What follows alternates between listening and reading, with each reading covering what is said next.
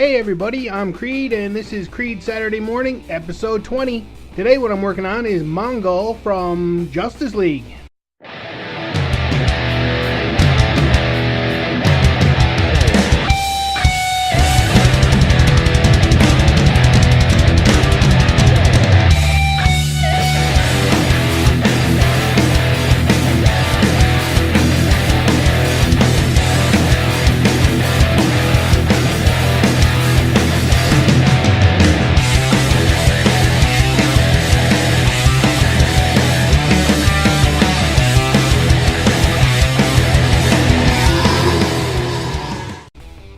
So as I work on this cartoon villain series of mine, Mongul is actually number 86 on my villains list, and he's from the cartoon Justice League, which in its last season changed its name to Justice League Unlimited, but it's all the same show as far as I'm concerned.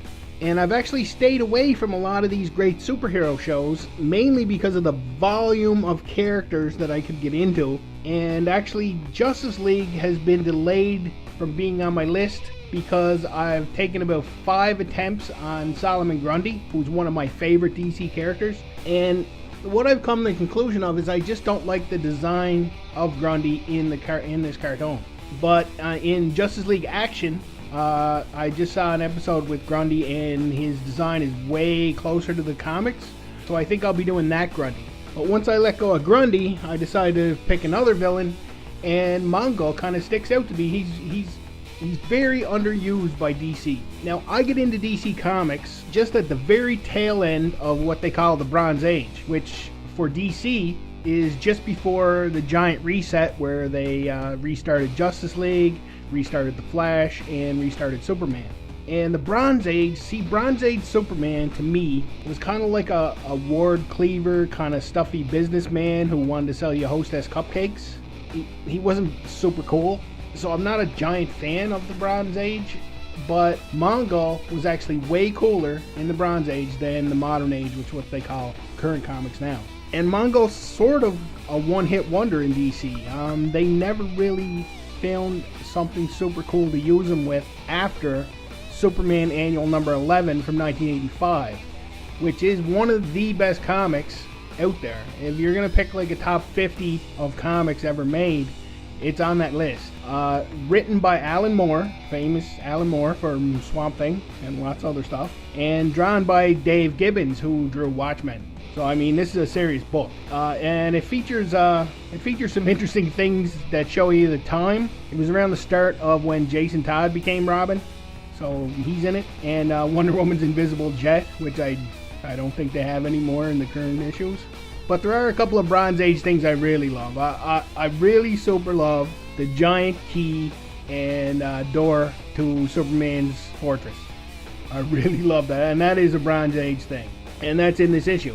So in that comic, Batman, Wonder Woman, and Robin arrive at the Fortress of Solitude, and they're celebrating Superman's birthday. So they brought him presents, and when they arrive, they find Superman with this giant plant stuck to his chest and growing through his costume, and he's just in a coma.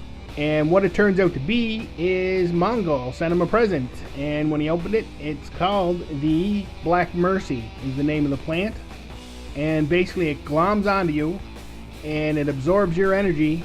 It basically gives you the fantasy of your wildest dreams. So Superman basically was back on Krypton, his parents were alive, things were going fantastic, he had a kid. But as Mongul starts to beat Wonder Woman and he's going to kill Batman, he's basically going to wipe out everybody back in the Fortress of Solitude, Superman starts to see the cracks in his reality and eventually comes out of it. And in the comic, Robin is the main person that gets him out of it, rescues Batman from the plant, and saves the day.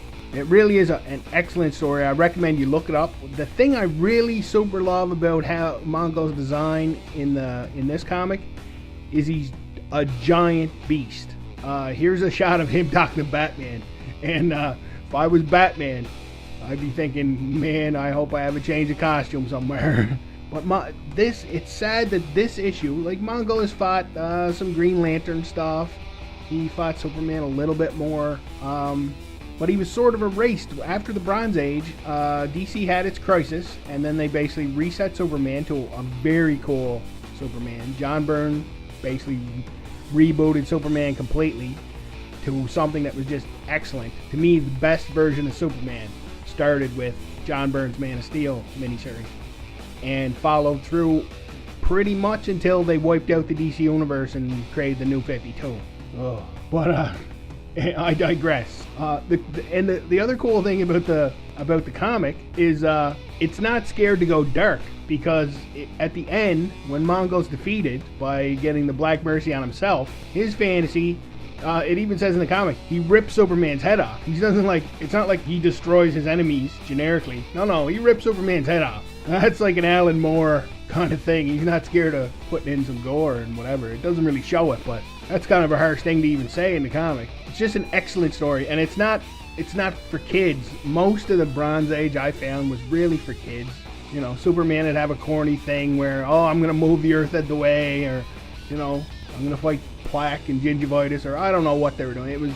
I found Superman pretty childish in the Bronze Age.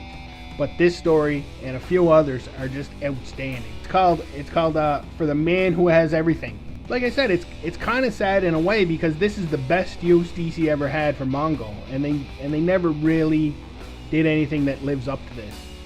So in Justice League Season 1, Mongul appears in a 2-part story. I think they were all 2-part in the first season. And it basically introduces him as the warlord of a whole planet called Warworld that is run. Basically, he keeps everybody in control by entertaining them with battles. And that's all the planet's about. And even in the cartoon, it's cool. One of the characters was asked, don't you work? They're all heading to the battle. And the character's like, I haven't worked in years. I just like to go watch the battle. So that tells you right there that that's how Mongul runs the whole planet, is based on entertaining the people so they don't go after them. So the episode shows off Mongul and Warworld and how he's the ruler and rules it with an iron fist, controls the population with fights, and Draga is his champion. He's the main guy. He's like, okay, Draga's gonna beat another guy today. Basically, Superman beats Draga but won't kill him. And then Draga's basically feels humiliated by, you let me live and I'm beat now, and that's just terrible. So he goes after Superman for revenge. There's more of a battle, but basically they both find out that it's really Mongul is their enemy, and they defeat him at the end. Spoiler, but they defeat the bad guy at the end of the superhero cartoon. And then you don't see Mongul again until the last season of the show, which is Justice League Unlimited. And basically they almost word for word transfer For the Man Who Has Everything to cartoon. It's super close to the book. Although there's no Robin, and Wonder Woman does the parts of what Robin did.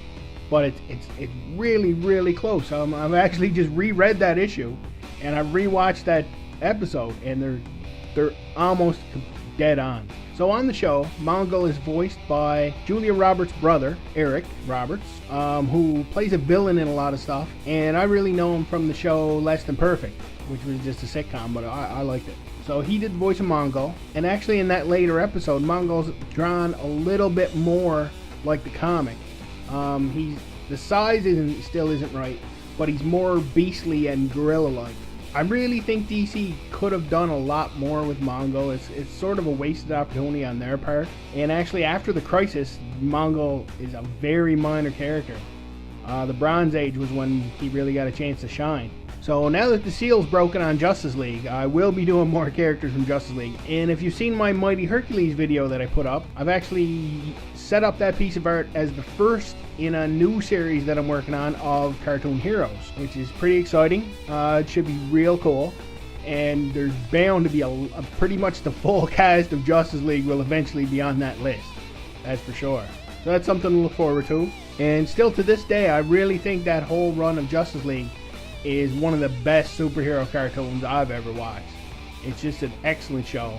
And Mongul's just the first of many of the villains that I'm going to draw from that show also. So I hope you like this piece. And what do you guys think of Mongul? If you know anything about him or are familiar with the character. And if not, who's your favorite DC villain? Just post your answer in the comments. I have a lot more videos in the works. Like I said, this is villain 86.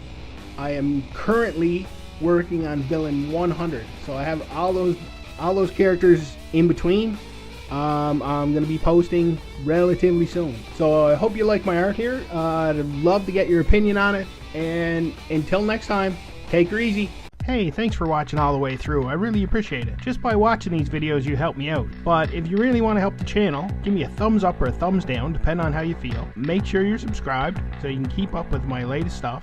And if you're looking to buy a cartoon I'm talking about, I will put up the link to Amazon in the description. And if you're a big fan, the absolute best thing you can do is recommend this channel to a friend who loves cartoons. Thanks for watching.